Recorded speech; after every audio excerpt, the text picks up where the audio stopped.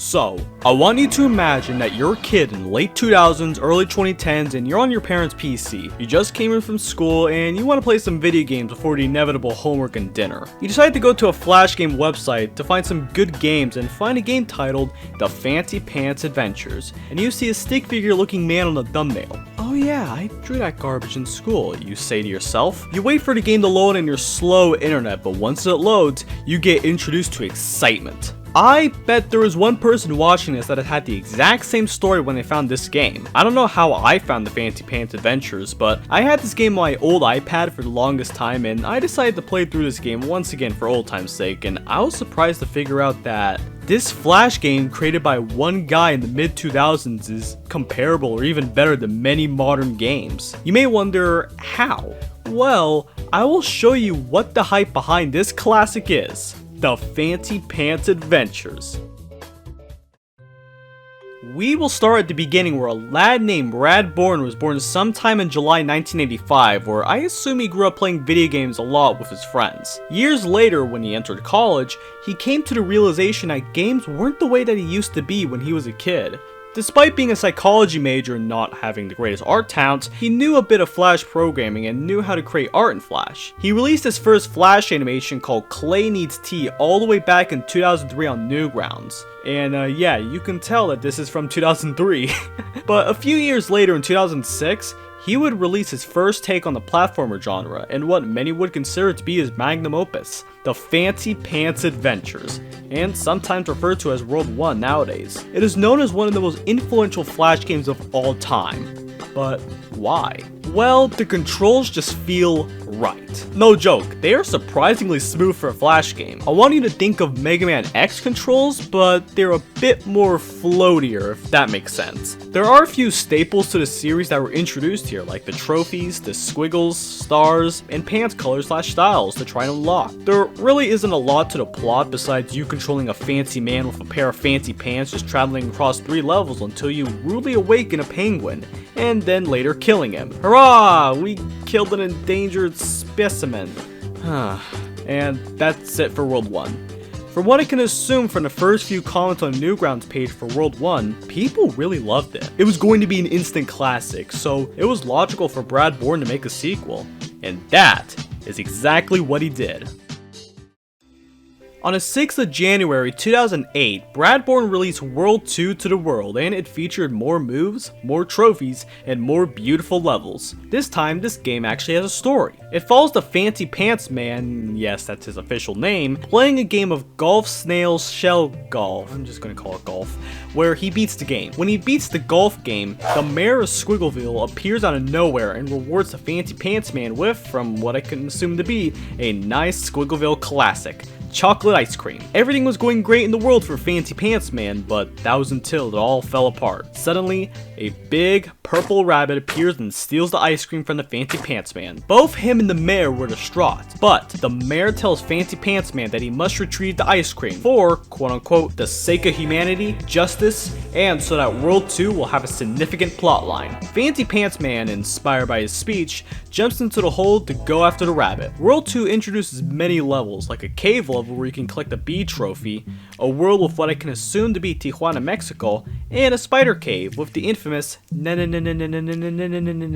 bench spider. After traveling through all those worlds, you arrive in the quote-unquote the Angry Rabbit's Rabbity Hideout, which looks like the Parthenon in Greece. The Fancy Pants Man and the rabbit then engage in the ultimate showdown.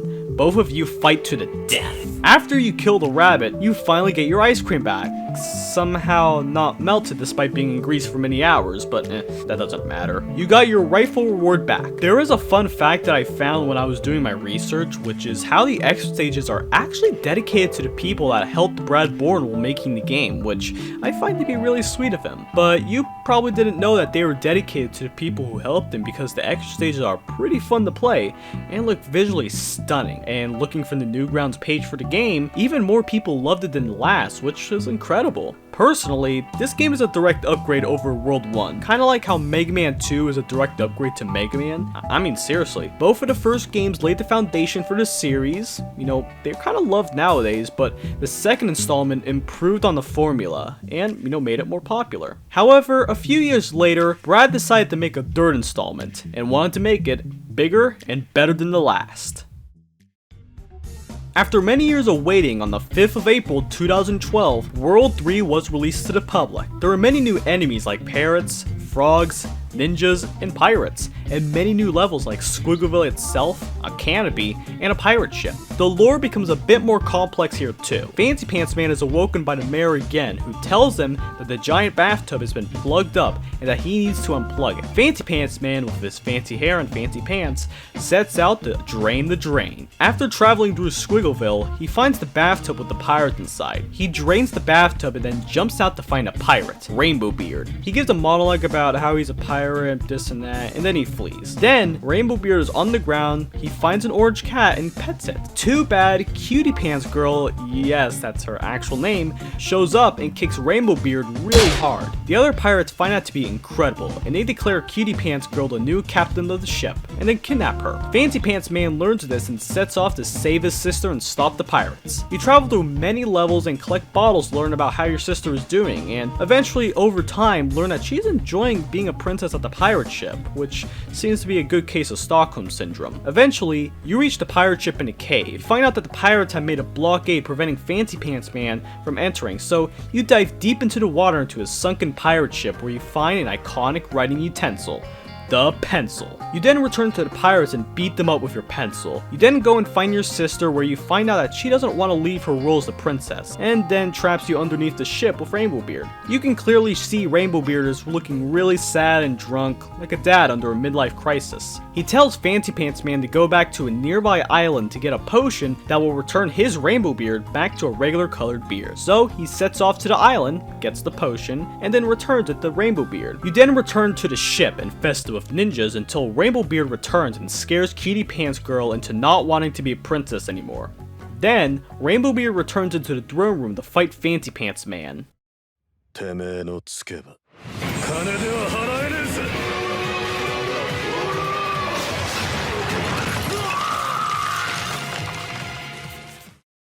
After killing Rainbow Beard, you and your sister decide to finally return home, which is a sweet ending. And that's it for the story. But that doesn't end there for World 3, as there is another version that you can play that looks more visually impressive than the PC version, as I call it. The console version, published in part by EA!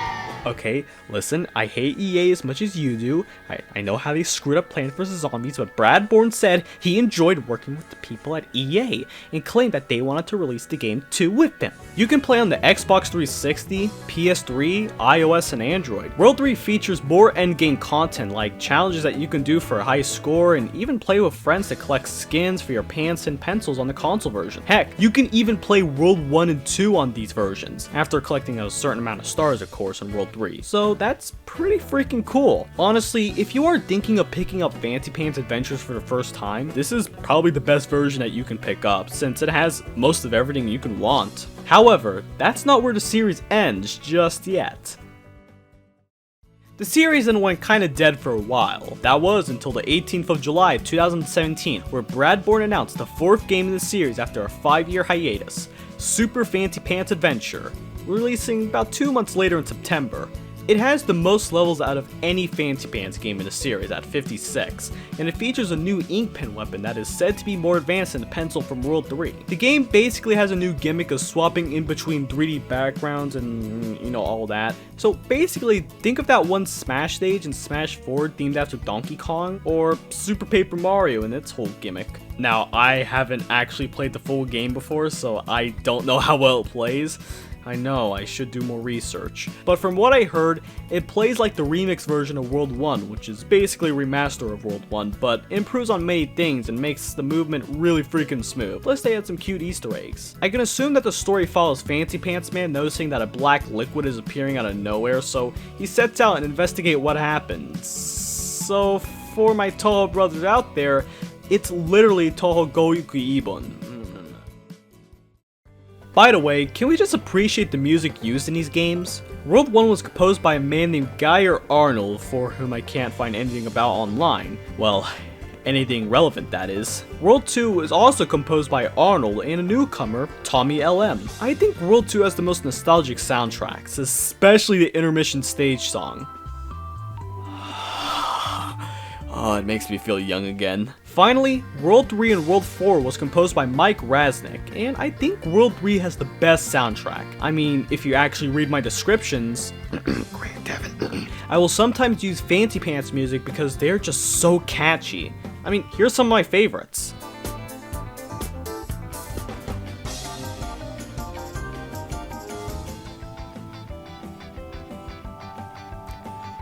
They really do make me feel young again. It reminds me of the time when I was playing Fancy Pants Adventures with my sister. You know, I was role-playing as the Fancy Pants man and my sister was the Cutie Pants girl. You know, and she was like, "Let's go home, brother," and I'm just like, yeah. Honestly, if it wasn't for this music, I would not have rediscovered this game series after these years. The songs are just so catchy. They're so underrated too. Like, literally, no one uses them in their videos. So, if you ever want some music to listen to, Fancy Pants series, good listen. After the release of World 4, nothing much has really happened. If you enjoyed Flash games and you're around my age, you know that Adobe discontinued Flash on the 31st of December 2020, which was the quote-unquote death of Flash on the internet. It was a sad day for internet history, but what did Brad Bourne think of the death of Flash? Well, to put it in his words, the death of Flash is greatly exaggerated and at the same time, not really a bad thing.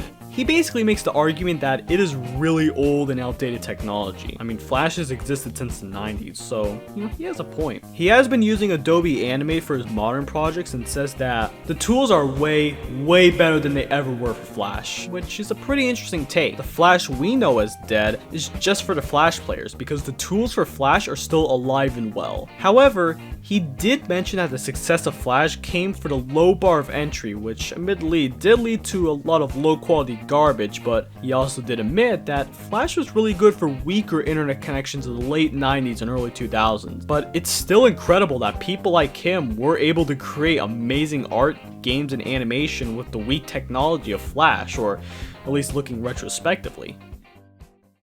Honestly, I love this series. It's so simple in its design, yet it's so brilliant in execution. I don't think Brad Bourne intended this series to become as famous as it is, nor did he expect it to become a nostalgia for the generation of kids, but here we are. Even though Brad Bourne hasn't updated us on what he's doing, he still has plans for the future, even after the death of Flash. If you want to play these games again, I highly recommend getting the Blue Maxima Flashpoint emulator. It's just a giant archive of Flash games, so if you want to relive your childhood, it's a good place to start. Not sponsored by them, they're just really good people, I love it.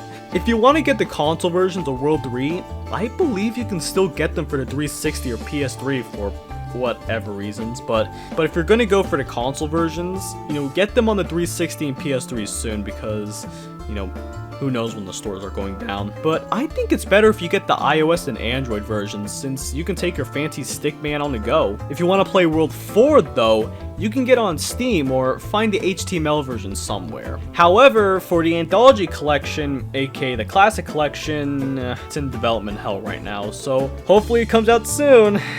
Hopefully soon. But anyway, I have to thank Brad Bourne and his friends for making mine and many other childhoods just that little bit better. You know, with the music, the gameplay, or anything in between, you know, just thank you, Brad Bourne. Hopefully your future projects will look good. So yeah, go in peace, my brothers and sisters, and have a fancy day.